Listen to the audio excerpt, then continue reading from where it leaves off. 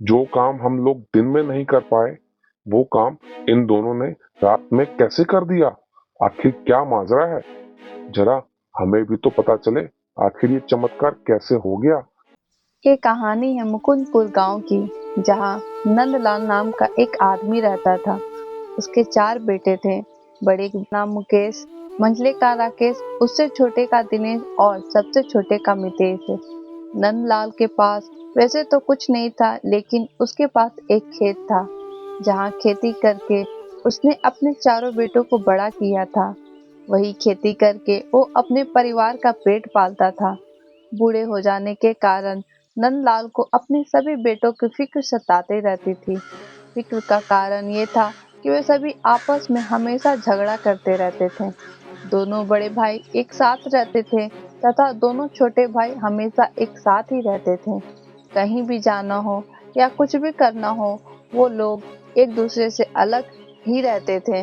मुकेश और राकेश एक साथ तथा दिनेश और मुकेश हमेशा एक साथ रहते थे।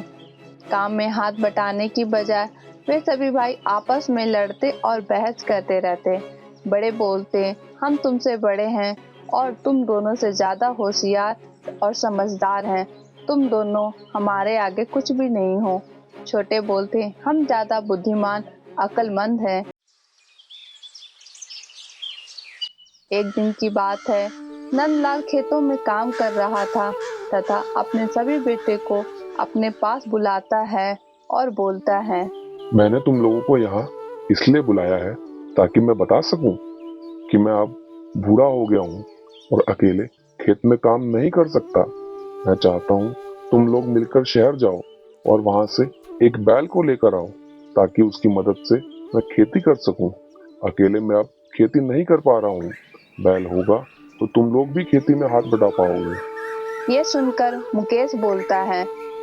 ठीक है पिताजी, मैं और राकेश मिलकर शहर चले जाते हैं और आपके लिए एक बढ़िया सा बैल ढूंढ कर ले आते हैं। ये दोनों अभी बहुत छोटे हैं और इनको अभी कुछ पता भी नहीं है। आपको तो पता ही है कि हम दोनों कितने होशियार हैं और ये दोनों कितने मूर्ख हैं। इनको बोलो आम लाने के लिए तो इमली ले आते हैं। हम दोनों भाई अकेले ही चले जाएंगे और बैल ले आएंगे। इनकी हमको कोई जरूरत नहीं है। पता लगे हम लोग इनको ले गए और ये कोई खराब सा बैल ढूंढ कर ले आए। आप दोनों को यहीं रुकने के लिए बोल दो। हम अकेले ही जाकर शहर से बैल ले आएंगे। अरे भैया, आप कैसी बात कर रहे हैं? हमने आज तक कभी कोई काम खराब नहीं किया है जो आप ऐसे बोल रहे हैं। आप तो बस ऐसे ही हम दोनों छोटों को बोलते रहते हैं जब देखो तब। क्या हुआ जो हम दोनों में दिमाग नहीं है? हमको भी शहर जाने का मौका मिलना चाहिए। वहां जाकर हम भी काम आ सकते हैं। जितने लोग होंगे उतनी एक दूसरे की मदद कर पाएंगे। बड़े भैया ने जब बोल दिया कि वो लोग तुम लोगों को नहीं लेके जाएंगे, फिर तुम लोगों को समझ नहीं आता है क्या? हमेशा मूर्खों जैसी बातें करते रहते हो। जब देखो तब पीछे ही पड़े रहते हो। एक बार बोल दिया ना तो बोल दिया। तुम दोनों को शहर लेकर नहीं जाएंगे। तुम दोनों को यहीं रहना है। चुपचाप से अब मेरी बात मान लो। पिताजी, आप इन दोनों को समझा दो। हमें अपना दिमाग खराब नहीं करना इन दोनों को साथ ले जाकर। क्या ये कैसी बात कर रहे हो? मैंने एक बार बोल दिया ना, तुम लोग एक साथ शहर जाओगे, तो फिर क्यों तुम लोग आपस में बहस कर रहे हो? तुम लोग तो बड़े हो, फिर भी तुम दोनों को समझ में नहीं आता है। हाँ पिताजी, ये दोनों हम छोटों को मूर्ख ही समझते हैं। ये सोचते हैं कि ये दोनों ही बहुत होशियार हैं और हम दो पागल हैं। मुझे समझाने की कोई जरूरत नहीं है कि कौन मूर्ख है और कौन अक्लमंद। मुझे सब पता है। अब तुम लोग जल्दी से जाकर शहर जाओ और एक अच्छा सा बैल खरीद कर ले आओ। यहाँ बहस करके टाइम खराब मत करो। मुझे और भी बहुत से काम है। तुम लोग को जो काम दिया है वो पूरा करके आओ, फिर देखेंगे कि कौन अक्लमंद है और कौन बड़ा मूर्ख। फिर वो चारों वहां से शहर के लिए निकल जाते हैं। उनके जाते ही नंदलाल बहुत परेशान हो जाता है और बोलता है। अरे भगवान, मैं इन चारों का क्या करूं? ये लोग मिलकर हमेशा एक साथ क्यों नहीं रह सकते हैं? क्यों हमेशा आपस में लड़ाई करते रहते हैं? मैं आखिर कब तक ऐसे काम कर पाऊंगा? पता नहीं इन चारों का क्या होगा। ये लोग हमेशा ही एक दूसरे को नीचा दिखाने की कोशिश करते रहते हैं। ऐसा क्या करूं कि ये लोग हमेशा एक साथ ही रहें और एक दूसरे को नीचा दिखाना बंद कर दें। मुझे लगता है मुझे इन चारों की कोई परीक्षा लेनी चाहिए, ताकि जिससे ये पता चल सके कि कौन इनमें ज्यादा बुद्धिमान है। तभी ये लोग एक दूसरे को बेवकूफ बोलना बंद करेंगे। ये सोचकर नंदलाल अपने घर चला जाता है और अपनी पत्नी को सब बात बताता है। आप इतना परेशान क्यों हो रहे हैं? वो सब के सब अभी बहुत छोटे हैं, जैसे जैसे उम्र होगी वैसे समझदार हो जाएंगे। आखिर हैं तो सब भाई ही, भला आपस में जितना मर्जी लड़ते रहें। वो तो बात ठीक है तुम्हारी, लेकिन आज मैंने उन्हें शहर जाने को कहा तो वो लोग फिर आपस में बहस करने लगे, झगड़ने लगे। बड़े बोल रहे थे हम ज्यादा समझदार हैं, छोटे बोल रहे थे हम ज्यादा समझदार हैं। आखिर कब तक ऐसा चलता रहेगा? मैं भी आखिर कब तक खेतों में काम कर पाऊंगा? मैं बहुत परेशान हो चुका हूँ इन लोगों की हरकतों से। यही सोच सोच कर मेरी तबीयत भी खराब हो जाती है तो वो मेरे बेटे ही, फिर कैसे मैं ये देख सकता हूँ कि वो लोग आपस में झगड़ते रहें।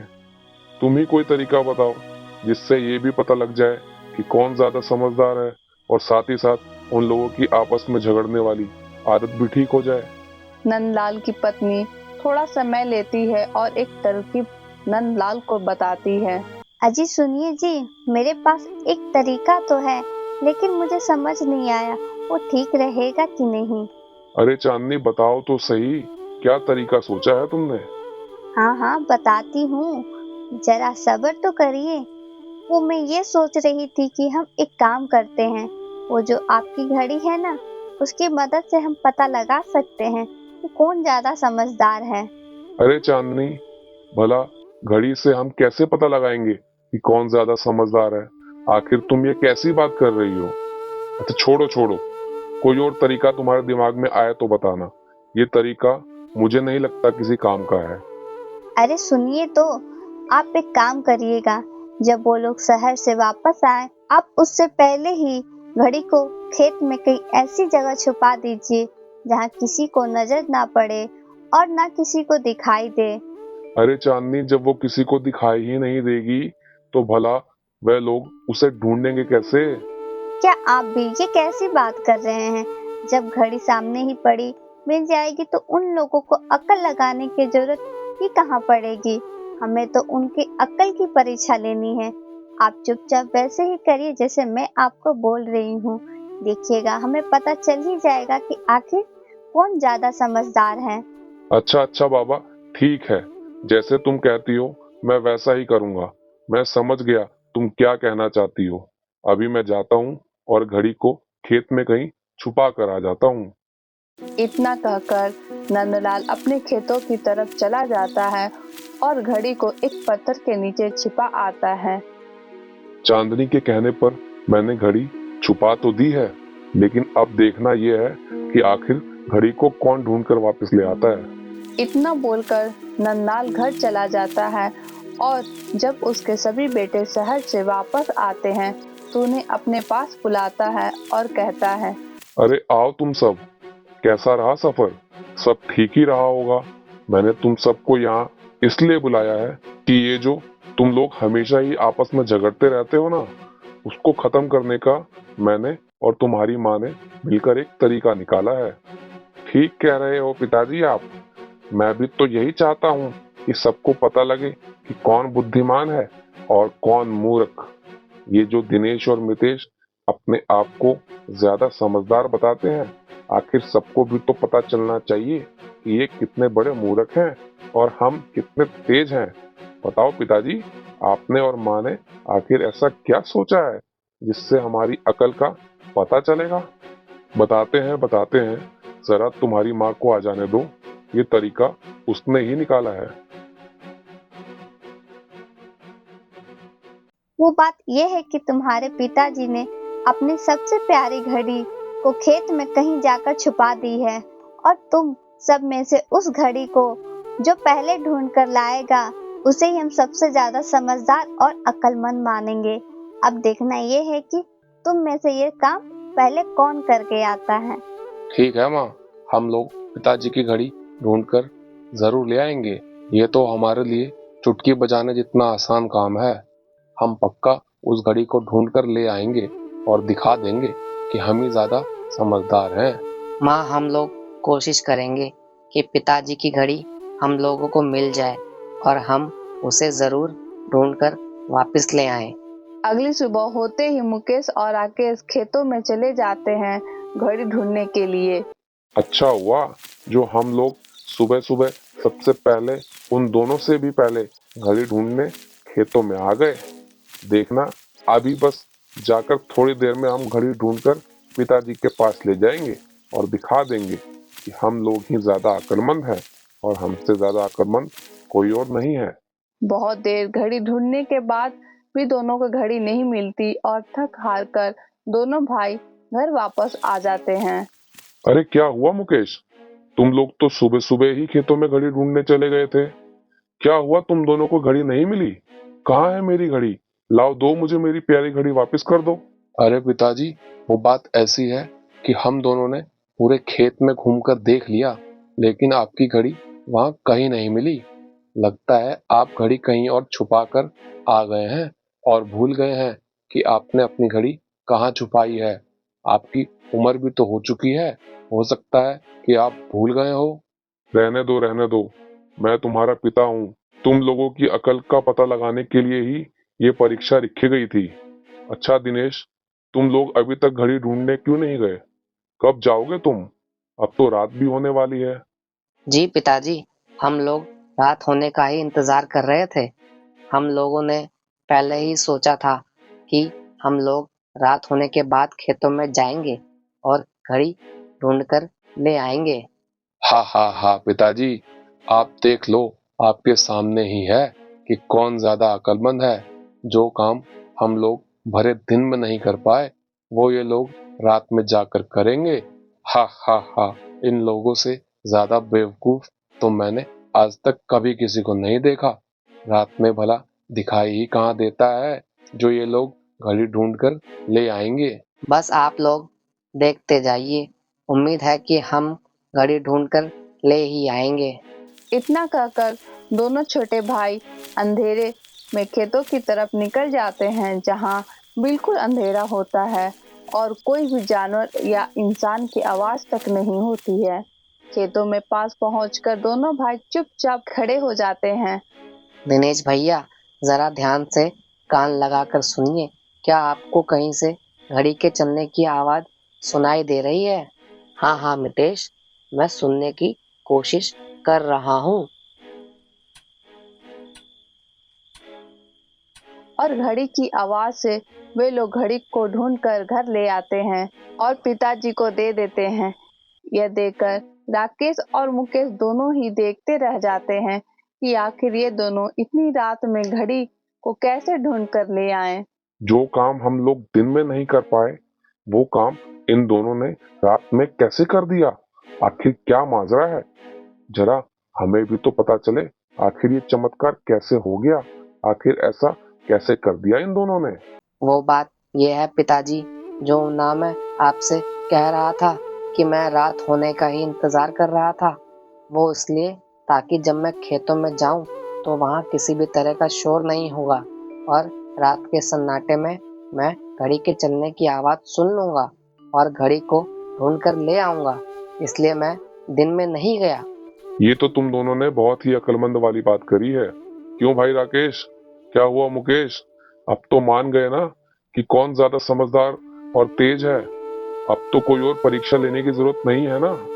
जी पिताजी, हमने मान लिया कि इन दोनों ने बहुत अच्छा दिमाग लगाया और आपकी घड़ी ढूंढकर ले आए। ऐसे ही हमें हमेशा अपना दिमाग का इस्तेमाल करना चाहिए और कभी खुद की बड़ाई नहीं करनी चाहिए। अक्लमंदी कभी बड़ा छोटा देखकर नहीं होती है। बहुत पुरानी बात है। सोनपुर गांव में एक परिवार रहा करता था। कहने को तो परिवार था, लेकिन उसमें सिर्फ 2 ही सदस्य थे। दोनों भाई बहन थे। भाई का नाम लखन था और बहन का नाम चांदनी। बहन छोटी थी और भाई बड़ा। बहुत कम उम्र में ही उनके माता पिता गुजर गए थे। लखन जैसे तैसे खेती करके और लकड़ियाँ काटकर किसी तरह घर का गुजर बसर चला लेता था तथा उसी तरह उन दोनों भाई बहन का काम चल जाता था। कहने को तो चांदनी बहुत सुंदर थी, लेकिन भगवान ने उसे सुंदरता के साथ साथ चेहरे पर मूछें भी दे दी थी। मूछें होने की वजह से चांदनी कहीं बाहर नहीं जा पाती थी और हमेशा मजाक उड़ने के डर से घर में ही रहती थी। धीरे धीरे चांदनी अब बड़ी हो चुकी थी तथा लखन को अब डर सताता था कि मैं किस प्रकार चांदनी का विवाह करा पाऊंगा, कौन करेगा मूछों वाली लड़की से शादी। बस यही सब सोच सोच कर लखन की तबीयत अक्सर खराब हो जाया करती थी। अपने भाई को ऐसे देखकर चांदनी भी अक्सर परेशान हो जाया करती थी। हे भगवान, तूने मुझे ऐसा क्यों बनाया है? मैं किसी काम की नहीं हूँ। मेरे कारण मेरे भैया की तबीयत खराब रहती है। ऐसे जीने का क्या फायदा? अरे बहन, तुम ऐसा क्यों कहती हो? तुमको भगवान ने सबसे अलग बनाया है। मुझे तुम्हारी वजह से कोई भी परेशानी नहीं है। मैं बिल्कुल ठीक हूँ। तुम मेरी वजह से परेशान मत हो। नहीं भैया, मुझे सब पता है। आप सिर्फ मेरी वजह से ही परेशान हैं। मेरे कारण ही आपकी तबीयत अक्सर खराब रहती है। एक तो आप दिन भर खेतों में काम करके थके रहते हैं, ऊपर से आपको मेरी शादी की चिंता रहती है। अरे बहन, ऐसा नहीं है। मुझे तुम्हारी शादी की थोड़ी सी भी चिंता नहीं है। मैं तो बस चाहता हूँ तुमको कोई अच्छा सा परिवार मिल जाए जहाँ तुम बहुत अच्छे से रह सको। और रही बात मेरी तबीयत की, तो मुझे क्या हुआ है? मैं तो बिल्कुल ठीक हूँ। तुम मेरी फिक्र मत करो। बस यही सब बातें करते करते रात हो जाती है। अगली सुबह लखन फिर अपने खेतों में काम करने चला जाता है, जहाँ उस गांव के मुखिया आ जाते हैं। अरे मुखिया जी, कैसे आना हुआ आपका इस तरफ? आज आप बहुत दिनों बाद दिखाई दिए हैं। सब ठीक ठाक तो है ना? अरे लखन, कैसे हो तुम? क्या हुआ तुम्हें? बहुत बीमार दिखाई दे रहे हो। सब ठीक तो है ना? मुखिया जी, आपसे अब क्या ही छुपाना। आप तो सब जानते हैं। मैं आपको क्या बताऊं? क्या तुम अपनी बहन को लेकर तो परेशान नहीं हो ना? चांदनी अब बड़ी हो चुकी है और मुझे उसकी शादी की बहुत फिक्र है। मूछें होने के कारण हर कोई उसे मना करके चला जाता है। ऐसे में मैं उसकी शादी कैसे कर पाऊंगा? मेरे रहते तुम परेशान मत हो लखन। मैं दूसरे गांव जा रहा हूँ। वहां जाकर तुम्हारी बहन की बात चलाता हूँ। भगवान ने चाहा तो इस बार तुम्हारी बहन की शादी पक्की हो ही जाएगी। बहुत बहुत शुक्रिया मुखिया जी। आपके अलावा मेरा कोई और नहीं है यहाँ। इतना कहकर मुखिया जी वहां से चले जाते हैं। मुखिया जी के जाने के बाद लखन थका हारा परेशान होकर अपने घर की ओर निकल जाता है, लेकिन रास्ते में चक्कर खाकर जमीन पर गिर जाता है। बहुत देर बाद वहाँ कुछ लोग आते हैं और उसे पहचान लेते हैं और उसे घर छोड़ देते हैं। अरे ये तो लखन है, वही लखन जिसकी बहन की मूछें हैं। मैं जानता हूँ इसका घर। चलो इसको घर ले चलते हैं। गांव के आखिरी में है इसका घर। मैं जानता हूँ अच्छे से। जैसे तैसे वे लोग लखन को घर छोड़ जाते हैं। अपने भाई की ऐसी हालत देखकर चांदनी बहुत परेशान हो जाती है और रोना शुरू कर देती है। रोते रोते कहती है, अरे भैया, आपको क्या हो गया? आपके सिवा मेरा कौन है इस दुनिया में? मेरा क्या होगा? आपको कुछ हो जाएगा तो मैं कैसे जीऊंगी? मेरा क्या होगा भगवान? ऐसी कौन सी गलती की है जो आप मुझे इतनी बड़ी सजा दे रहे हैं? मेरे साथ साथ मेरे भाई को भी आप इतनी परेशानी दे रहे हैं। यह सब कुछ मेरी वजह से ही हो रहा है। ना तो मैं रहती और ना मेरे भाई को यह सब कुछ सुनना होता। हर चीज की जिम्मेदार मैं ही हूँ। चांदनी अपने भाई से बहुत प्यार करती थी, इसलिए वो भी बहुत परेशान हो जाती है। अपने भाई को इस हालत में देखकर उसको कुछ समझ में नहीं आ रहा था कि मैं क्या करूं। इतनी देर में लखन को होश आ जाता है और अपनी बहन को परेशान होते देखकर बोलता है, अरे मेरी प्यारी बहन, तुम परेशान मत हो। मुझे कुछ नहीं हुआ है। देखो, कुछ भी तो नहीं हुआ है। तुम खामखा ही परेशान हो रही हो। देखो मुझे क्या हुआ है। अच्छा तुम ही बताओ। अच्छा भला तुम्हारे सामने ही तो बैठा हूँ। बताओ मुझे क्या दिक्कत है। चलो तुम भी अब परेशान मत हो। फटाफट खाना बना लो।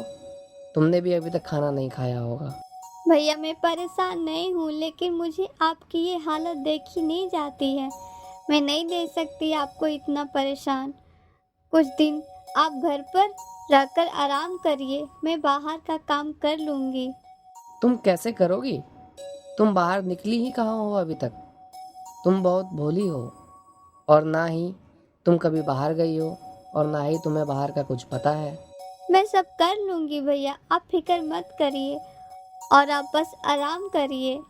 चांदनी ये सब लखन को तो बोल देती है, लेकिन चांदनी सच में अपनी मूंछों की वजह से कभी बाहर नहीं गई होती है।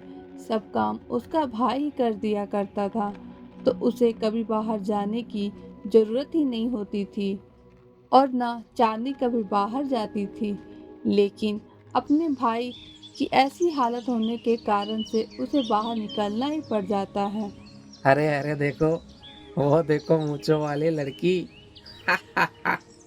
कितनी बुरी लग रही है। इतनी बड़ी मूंछें तो मेरी भी नहीं है। कितनी भद्दी लग रही है। सही कह रहे हो दोस्त, इसको पहले तो कभी इस गांव में नहीं देखा। कौन है ये? कहाँ रहती है? अरे ये वही है, लखन की बहन, जिसका भाई उस दिन हमें रास्ते में गिरा पड़ा मिला था। वो तो देखने में ठीक ठाक ही लग रहा था, लेकिन ये तो उसकी बहन तो बहुत ही अजीब लगती है। तभी तो इससे कोई शादी नहीं कर रहा है।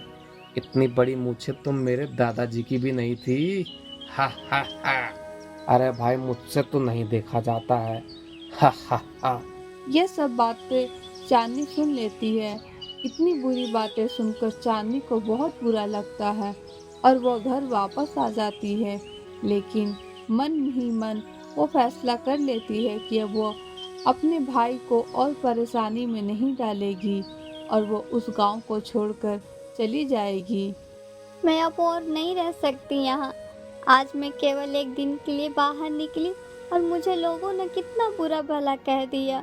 मेरे भाई तो रोज बाहर जाते हैं, भला वो कैसे सुनते होंगे इन लोगों की बात। उन्हें तो लोग बहुत बुरा भला कहते होंगे।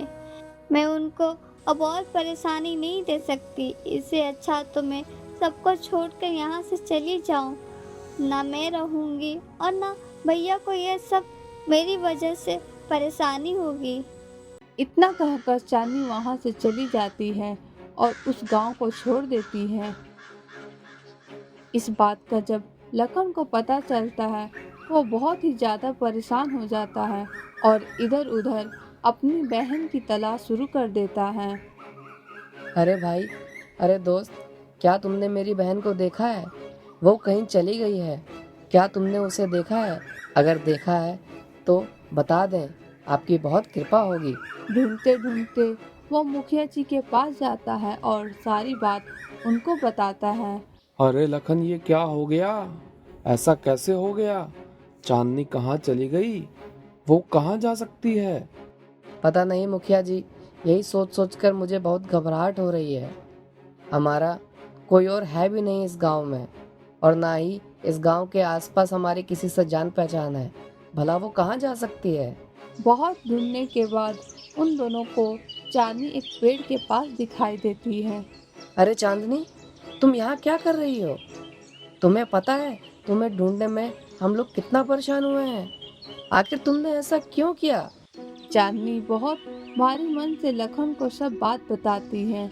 लखन चांदनी और मुखिया जी को लेकर घर आ जाता है। लखन, वो मैंने कहा था ना, मैं दूसरे गांव जा रहा हूँ, जहाँ जाकर मैं तुम्हारी बहन के रिश्ते की बात चलाऊंगा।